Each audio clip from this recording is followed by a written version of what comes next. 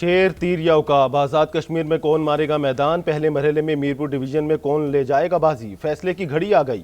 میرپور، بھمبر اور کوٹلی میں آج 13 نشستوں پر پولنگ ہوگی۔ 6 لاکھ سے زائد افراد ووٹ ڈالیں گے۔ پیپلز پارٹی، مسلم لیگ نون اور آئی پی پی میں کانٹے کا مقابلہ متوقع۔ مختلف جماعت اور آزاد حیثیت میں 296 امیدوار مد مقابل۔ سخت سیکیورٹی میں انتخابی سامان کی ترسیل مکمل۔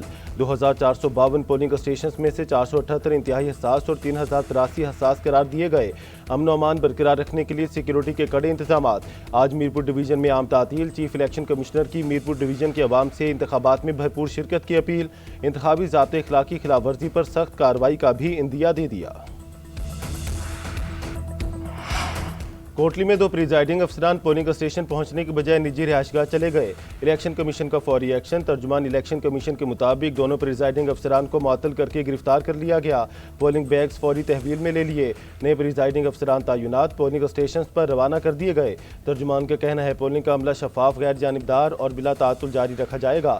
انتخابی عمل میں غفلت یا بے ضابطگی ہرگز برداشت نہیں کی جائے گی۔ نواز شریف کے وار پر بلاول بھٹو کا انہی کے لہجے میں جوابی وار۔ کہا میاں صاحب برا نہ مانیں، کشمور ہو یا کشمیر، کوئی بھی اپنے حق پر کسی کو ڈاکہ نہیں ڈالنے دے گا۔ میرپور ہو یا میرپور خاص، عوام اپنے حقوق کا سودا کرنے کے لیے تیار نہیں۔ کشمیر عوام اپنے مستقبل کا اختیار نہ کسی دوسرے شہر کو دیں گے، نہ کسی دوسرے صوبے کو۔ جس طرح کشمیر، کشمور، میرپور اور میرپور خاص میں نون لیگ کا صفایا ہوا، آئندہ الیکشن میں بھی عوام وہی کریں گے۔ میرپور خاص کی طرح میرپور کے عوام بھی تیر سے شیر کا شکار کریں گے۔ پاکستان اور قطر امریکہ ایران کے درمیان ثالثی کے لیے ایک بار پھر متحرک، جنگ روکنے میں کامیاب ہو گئے۔ واشنگٹن اور تہران دوبارہ مذاکرات کے لیے تیار۔ پاکستان کو پیغام میں مذاکرات جاری رکھنے پر آمادگی کا اظہار۔ عرب میڈیا کا دعویٰ رپورٹ کیا دونوں ممالک نے مذاکرات بحالی سے متعلق جوابات جمع کرا دیے۔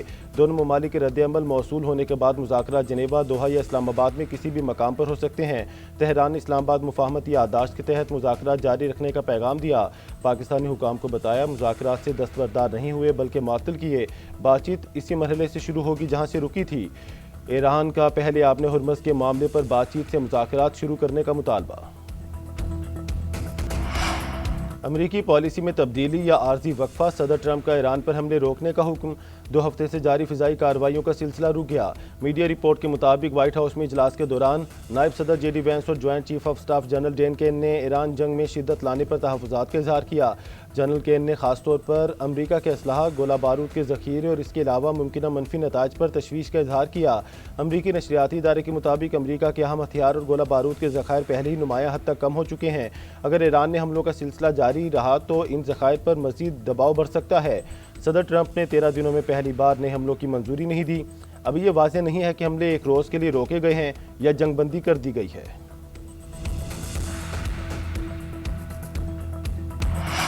ایران کا امریکی فوجی اڈوں پر 11 لڑاکا طیارے تباہ کرنے اور 15 روزہ جنگ کے دوران 200 سے زائد امریکی فوجی ہلاک کرنے کا دعویٰ۔ حملوں میں 17 جاسوس اور آپریشنل ڈرونز بھی تباہ کرنے کا دعویٰ کر دیا۔ پاسداران انقلاب کے ترجمان جنرل حسین محبی کا کہنا ہے امریکی دفاعی نظام اتنا کمزور ہو چکا ہے کہ ایران کے ڈرون اور میزائل کسی رکاوٹ کے بغیر اہداف تک پہنچ رہے تھے۔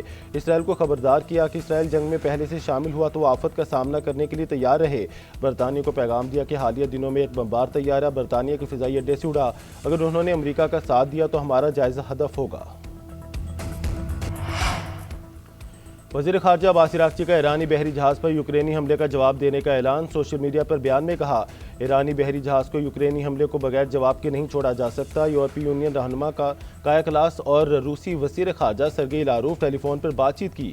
دونوں پر واضح کر دیا کہ ایرانی بحری جہاز پر یوکرینی حملے کا رد عمل دیا جائے گا۔ ملک کے مختلف علاقوں میں مونسون بارشیں اور سیلاب سے معمولاتی زندگی شدید متاثر۔ دریائے سندھ میں میاں والی کے قریب حفاظتی بند ٹوٹنے سے پانی آبادی میں داخل ہو گیا۔ رحیم یار خان کے زمیندارہ بند میں شگاف پڑ گیا۔ شہریوں کو محفوظ مقامات یا ریلیف کیمپس میں منتقل ہونے کی ہدایت۔ کاموکی میں نالا ڈیک کا 6 مقامات سے بند ٹوٹ گیا۔ 25 دیہات میں پانی گھروں میں داخل ہو گیا۔ 4000 سے زائد اراضی پر گھڑی فصلیں تباہ۔ متاثرین اپنی مدد آپ کے تحت نقل مکانی کرنے پر مجبور۔ شیخوپورہ کے علاقے فیروز والا رانا ٹاؤن میں نالا بھیٹ کے بند میں شگاف۔ متعدد علاقے پانی میں ڈوب گئے۔ گھروں میں 8 فٹ پانی داخل۔ راستے بند ہونے سے لوگ گھروں میں قید۔ انتظامیہ غائب۔ عوام کی اعلیٰ حکام سے مدد کی appeal. M Q M Pakistan کے کراچی اور میرپور خاص میں جلد سے خالد مقبول صدیقی کا ایم کیو ایم کا مقدمہ سڑکوں پر لڑنے کا اعلان، کہا پارٹی کو دوبارہ منظم اور متحد کرنے کا وقت آ گیا ہے۔ وڈیرا شاہی موروثی سیاست ختم کریں گے، شہری آبادی کے لوگوں سے ملک چلتا ہے، حقوق سے دستبردار نہیں ہوں گے، عوام ہی ہماری طاقت ہی ہے اور رہے گی۔